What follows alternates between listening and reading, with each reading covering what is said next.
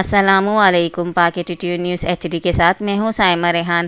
معروف سماجی رہنما میاں عبدالرحمان سلیم کی خصوصی دعوت پر صدر پنجاب اعجاز گوندل سمیت دیگر عہدیدار اور کارکنان نے ڈیرہ میاں محمد سلیم عدالت گڑھ سیال کوٹ میں شرکت کی۔ اس موقع پر خصوصی اجلاس سے خطاب کرتے ہوئے معروف سماجی رہنما میاں عبدالرحمان سلیم نے علاقائی سیاسی امور اور دیگر عوامی مسائل پر مہمانوں کو بریفنگ دی اور اس موقع پر صدر پنجاب اعجاز گوندل نے اسٹیٹ یوتھ پارلیمنٹ کے مقاصد بیان کرتے ہوئے کہا کہ ہمیں عقیدت ختم نبوت صلی اللہ علیہ وسلم اور ناموس رسالت صلی اللہ علیہ وسلم اور نظریہ پاکستان کا دفاع کرنا ہے۔ مرکزی صدر شہر سیالوری کی ہدایت پر صدر پنجاب اعجاز گوندل سمیت دیگر عہدیدار نے ڈیرہ میاں محمد سلیم عدالت گڑھ سیال کوٹ میں معروف سماجی رہنما میاں عبدالرحمان سلیم کی خصوصی دعوت پر شرکت کی، جبکہ مہمانوں کی آمد پر ان کا پھولوں کی پتیوں اور مالائیں پہنا کر استقبال کیا گیا اور گلدستے پیش کر کے ان کو خوش آمدید کہا گیا، جبکہ اتحاد مسلمہ کے لیے اپنا مثبت کردار بھی ادا کرنا ہوگا۔ انہوں نے کہا کہ تمام اسٹوڈنٹ لیڈر اپنے ذاتیات سے ہٹ کر